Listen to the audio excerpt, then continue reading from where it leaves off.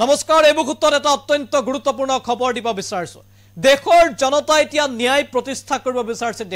দেশৰ জনতা এতিয়া সংবিধান ৰক্ষা কৰাটো বিচাৰিছে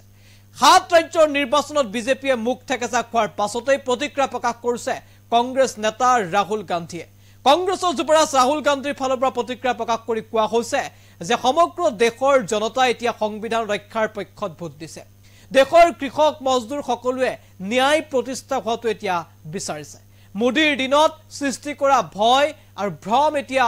নোহোৱা হৈ গৈছে জনতা এতিয়া ভয়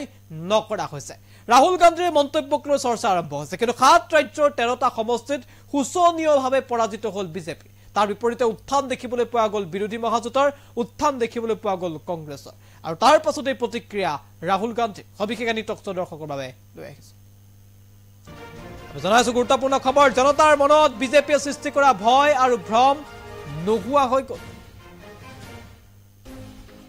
সংবিধান ৰক্ষাৰ স্বাৰ্থত ইণ্ডিয়াৰ পক্ষত এতিয়া দেশৰ জনতা কৃষক মজদুৰ সকলোৱে এতিয়া ন্যায় স্থাপন কৰিব বিচাৰিছে 7 ৰাজ্যৰ ফলাফলক লৈ মন্তব্য কৰিছে যুৱৰাজ ৰাহুল গান্ধীয়ে কংগ্ৰেছৰ যুৱৰাজ ৰাহুল গান্ধী 7 ৰাজ্যৰ ফলাফলক মুখ ঠেকেচা বিজেপি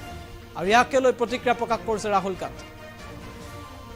গান্ধীৰ টুইটটো আমি দেখুৱাইছো 7 ৰাজ্যৰ উপ নিৰ্বাচনৰ পাছত এই কথাৰ প্ৰমাণ হ'ল যে ভয় আৰু ভ্ৰম যে বিজেপিয়ে সৃষ্টি কৰিছিল কিয়া নোহোৱা হৈ গ'ল কিয়া ভংগ হ'ল